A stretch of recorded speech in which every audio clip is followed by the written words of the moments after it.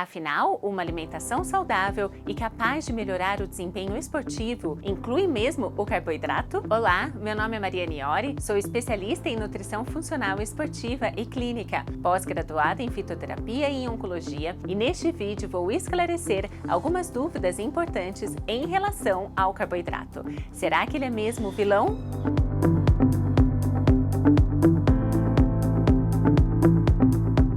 Primeiramente, é preciso entender que os alimentos são divididos em 3 macronutrientes: proteínas, lipídios e carboidratos. A principal função do carboidrato no nosso organismo é fornecer energia. Energia para a gente trabalhar, para estudar, para malhar. Dentro do nosso organismo, o carboidrato é metabolizado em ATP. Então, todas as vezes que falarmos em ATP, é igual a energia. Independente da fonte energética, seja carboidrato, lipídios ou proteínas, o que a célula consegue utilizar como energia de fato é o ATP. E ele é formado dentro da célula, utilizando ou não oxigênio. As reações que dependem de oxigênio são realizadas dentro das mitocôndrias. Por isso, quando pensamos em mitocôndrias, lembramos de produção de ATP, que é igual a energia. Quando recebemos na clínica um atleta ou até mesmo um paciente com queixa de fadiga e cansaço, a primeira investigação nutricional a ser feita é entender se o consumo e a qualidade de carboidrato ao longo do dia estão adequados. Pois, como já explicado, se o carboidrato fornece energia, o baixo consumo dele pode gerar esses sintomas. Sabe por quê? Porque a energia que é obtida pelo carboidrato é a mais fácil do organismo entender. Já os ATPs gerados através do metabolismo de lipídios e proteínas não são tão fáceis do organismo entender, quando aqueles gerados através da quebra do carboidrato.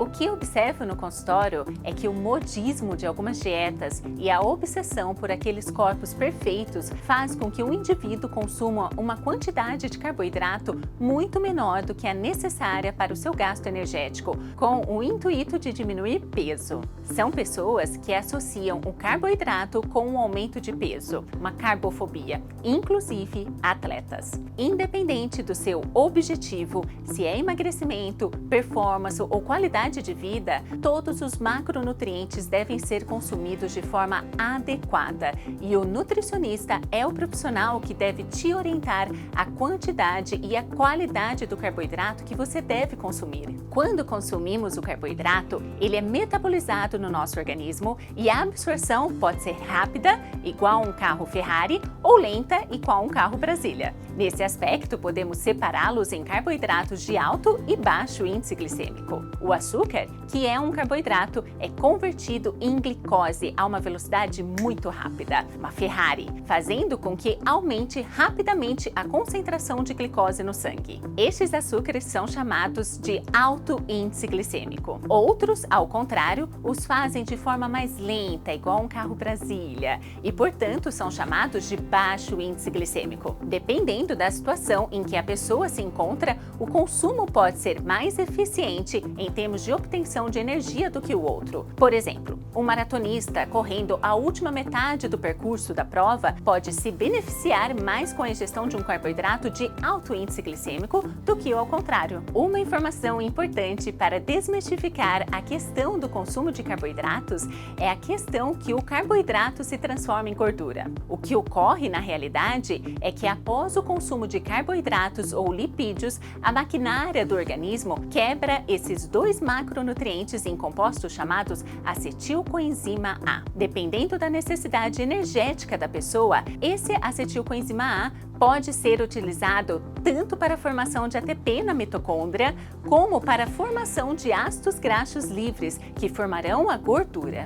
Assim, um indivíduo com um gasto energético elevado terá o metabolismo de carboidratos e lipídios desviado para a formação de ATP. Naqueles sedentários, será dada preferência para a formação de gordura. Voltando ao exemplo do maratonista, podemos entender o porquê não seria interessante para ele não consumir carboidrato. Ele não terá essa oferta de energia mais rápida, podendo diminuir a performance. Além disso, o músculo tem a capacidade de estocar a glicose na forma de glicogênio. Esse glicogênio funciona como uma poupança de energia de rápida disponibilidade. Vamos fazer um paralelo comparando as aplicações financeiras. Quando queremos economizar poupar dinheiro, porém sabemos que podemos precisar dele em um curto espaço de tempo e rapidamente, a melhor opção é aplicá-lo na poupança, pois, além de render um pouco, ainda é uma quantia que estará disponível de imediato. Essa poupança no nosso organismo é o glicogênio,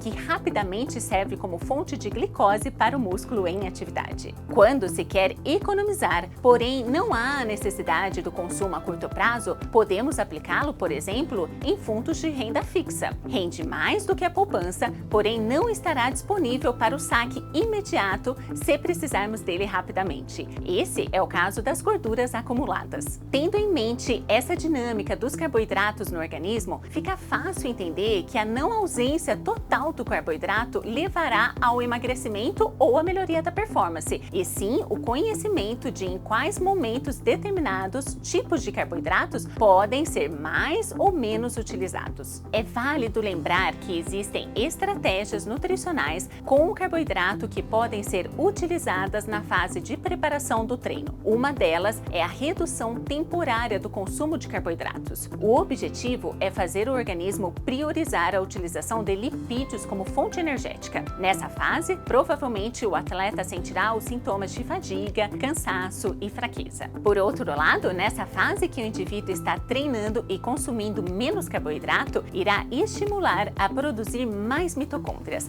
que serão necessárias para o processo de oxidação lipídica. Próxima prova, a estratégia nutricional muda e o atleta volta a consumir carboidrato, fazendo com que as células do indivíduo tenham ao mesmo tempo a disponibilidade de uma fonte energética de rápida utilização e uma concentração de mitocôndrias aumentadas no músculo para melhor aproveitamento desse carboidrato. Um verdadeiro upgrade no motor da Ferrari do atleta. É importante entender que isso é uma estratégia nutricional alinhado junto com a fase de treino e não uma dieta para o resto da vida. Outra estratégia nutricional com carboidrato é, após um treino de alta intensidade no período da noite, não há o consumo de carboidrato. Ou seja, a pessoa treina forte e vai dormir sem consumir o carboidrato no pós-treino. E pela manhã, ele terá um treino de baixa intensidade. Isso pode ser uma estratégia para a diminuição de gordura. Ou seja, dependendo do indivíduo, do seu objetivo e o seu treino, o nutricionista pode brincar com o consumo do carboidrato para alcançar o objetivo e também para melhorar a performance. Para qualquer estratégia nutricional utilizada, é importante o planejamento cuidadoso e individualizado conforme os objetivos do paciente, tipo de fase do treino, composição corporal, nível de condicionamento físico e os exames de sangue. Quer saber mais sobre nutrição esportiva e conferir dicas de como melhorar o seu desempenho?